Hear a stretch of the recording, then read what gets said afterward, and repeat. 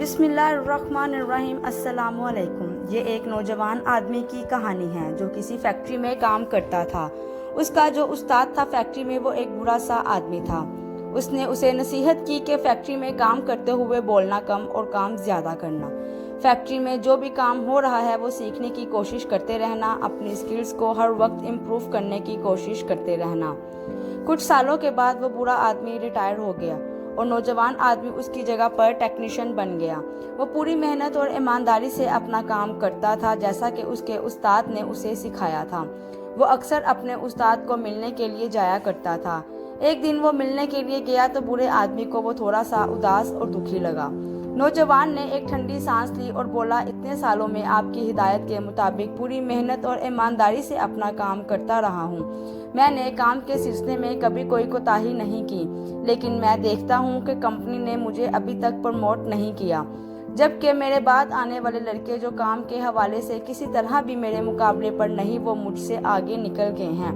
Company ने उन्हें promote कर दिया है और मैं जिसने फैक्ट्री का सारा काम संभाला हुआ है, मैं वहीं का वहीं हूँ और ये बात मुझे बहुत दुख देती है।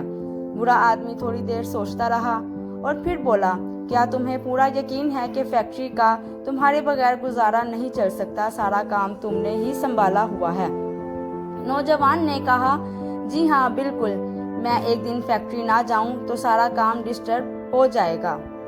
बुरा आदमी फिर सोचता रहा और नौजवान की तरफ देखा और बोला, अगर ऐसा ही है फिर एक दिन के लिए फैक्ट्री से छुट्टी कर लो और कोई भी वजह बताकर फैक्ट्री से छुट्टी ले लो, तुम्हें थोड़ा सा रेस्ट करना चाहिए। नौजवान पहले तो इस नसीहत पर थोड़ा हैरान हुआ, लेकिन फिर जैसे जैसे वो सोचता गया उसे बात की समझ आती गई।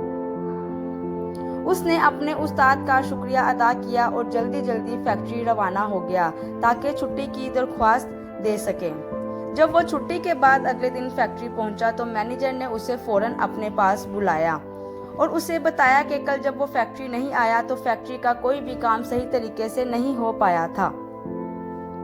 जो काम तुम बड़ी आसानी से कर लिया करते थे, दूसरे लोगों को वो काम करने में बड़ी मुश्किलात का सामना करना पड़ा है और उन्हें समझ नहीं आ रही थी कि इस मसले को कैसे हल करना है। तुम्हारी गैर मौजूदगी में कंपनी को सही मानों में तुम्हारी अहमियत का अंदाजा हुआ है। काम की अहमियत को सामने रखते हुए कंपनी ने फैसला कर लिया है कि तुम्हें प्रमोट कर दिया जाए और तुम्हारी तनख्वाह में भी खातिर-ख्वाह इजाफा किया जाता है ताकि तुम्हारी हौसला अफजाई हो और तुम मजीद मेहनत और दिलजमी से अपना काम करते रहो। वो नौजवान लड़का दिल ही दिल में बुरे उस्ताद की अक्लमंदी की दाद दे रहा था। अब उसे समझ आ गई थी कि कामयाबी का राज क्या है। इस वाक़ये के बाद जब कभी उस नौजवान आदमी को अपनी तनख्वाह बढ़वानी होती या कोई और बेनिफिट लेना होता तो वो ऑफिस से छुट्टी ले लेता था और जब वो वापस ऑफिस आता तो उसे उसकी मर्जी का फ़ायदा मिल जाता। कितना ही वक्त ऐसे गुजरता गया। एक दिन जब वो छुट्टी के बाद फैक्ट्री आया तो गार्ड ने उसे अंदर दाखिल होने से रोक दिया। उसके हाथ में एक लेटर पकड़ा दिया जिस पर साफ साफ लिखा था कि उसे नौकरी से निकाल दिया गया। वो नौजवान आदमी ये सब देखकर बड़ा हैरान हुआ। वो एक शौक की कैफियत में था।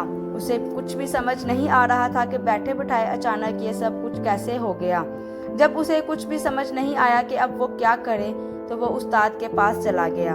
उसने उस्ताद को सारी बात बताई।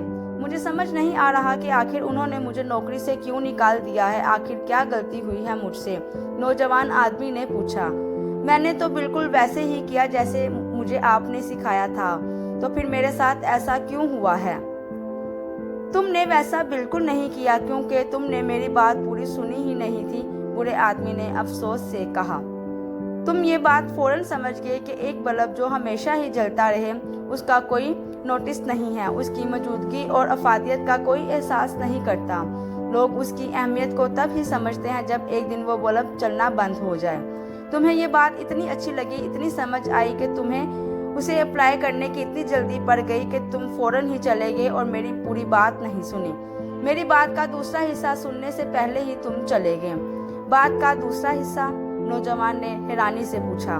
उसे अब लगने लगा था कि वाकई उससे कोई बहुत बड़ी गलती हो गई है।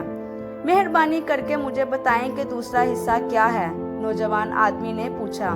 बुरे आदमी ने कहा, दूसरा हिस्सा पहले हिस्से की निस्बत ज्यादा अहम है।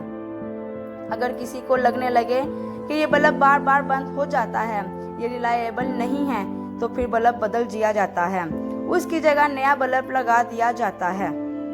برے آدمی نے آہستہ آواز میں جواب دیا۔ دوستو، اس کہانی کا پہلا سبق یہ ہے کہ ہم بہت سی چیزوں کو، بہت سے لوگوں کو، بہت سے رشتوں کو جو ہمیشہ ہمارے لیے ہر وقت موجود ہوتے ہیں، فور گرانٹیڈ لے رہے ہوتے ہیں۔ اکثر ہمیں ان کے ہونے کا، ان کی اہمیت کا احساس تب ہوتا ہے جب وہ ہم سے، ہماری زندگی سے دور چلے جاتے ہیں۔ اس لیے کسی ایسے دن کا انتظار کرنے کی بجائے اس سے پہلے ہی ان کی قدر کریں۔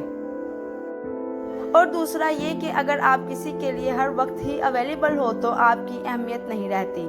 لوگوں کو اپنی اہمیت کا احساس دلانے کے لیے بعض دفعہ تھوڑی سی دوری بھی اختیار کرنی چاہیے، لیکن ہمیں اتنا دور ہرگز نہیں ہونا چاہیے یہ لوگ ہمارے بغیر جینا ہی سیکھ لیں، ہمارے بغیر ہی رہنے کے عادی ہو جائیں۔ زندگی میں ہمیشہ میانہ روی ایک بیلنس بنا کر رکھنا چاہیے، اور زندگی میں ہر وقت نیا سیکھو، نیا کرو، نیا سوچو۔ آپ کی سوچ اچھی ہوگی تو آپ کو سب اچھا لگنے لگے گا۔ اس لیے اپنی سوچ کو پازیٹیو رکھیں اور ہمیشہ زندگی میں آگے بڑھنے کے لیے دل لگا کر محنت کریں، بنا کسی فائدے کے۔ امید کرتی ہوں آپ کو میری یہ کہانی بہت ہی زیادہ پسند آئی ہوگی۔ اسی طرح کی موٹیویشنل ویڈیوز دیکھنے کے لیے میرے چینل کو سبسکرائب کر دیجئے اور بیل نوٹیفیکیشن کو آل پر کر دیجئے۔ جزاک اللہ خیرن کثیرا۔